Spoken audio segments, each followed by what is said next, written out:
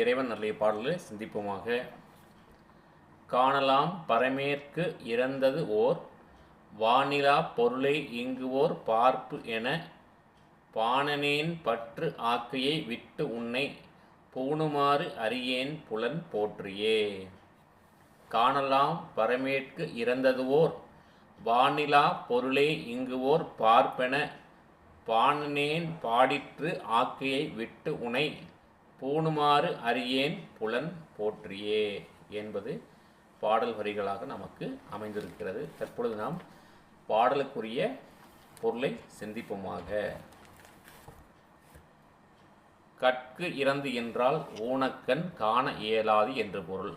வானிலா பொருளை என்றால் அருஞ்சோதி வடிவம் என்று பொருள். பார்ப்பு என்றால் பறவையின் குஞ்சு என்று பொருளாகும். தற்பொழுது நாம் பாடலுக்குரிய பொருளை சிந்திப்போமாக. பரம்பொருள் வடிவமாகிய ஈசனே ஊனக்கண் விடுத்து ஞானக்கண் கொண்டு காணும் தன்மையனாகிய பறவையின் குஞ்சு பறக்க இயலாது சூட்டில் அடைபட்டு இருத்தல் போல நானும் இப்பொய்யுழல் விட்டு பிரியாதும் உன் நெறியை அறிய இயலாதும் இருக்கின்றேனே. இதற்கு காரணம் நான் ஐம்புலன்கள் மீது கொன்ற பற்றே அல்லவா. என்ன சொல்றார் பாருங்க. பரம்பொருள் வடிவமாகி ஈசனே ஊனக்கண் விடுத்து நாணக்கண் கொண்டு காணும் தன்மையன் ஆகிய பறவையின் குஞ்சு பறக்க இயலாது கூட்டில் அடைபட்டு இருத்தல் போல நானும் இப்பொய்யுடல் விட்டு பிரியாதும் உன் நெறி அறிய இயலாதும் இருக்கின்றேனே.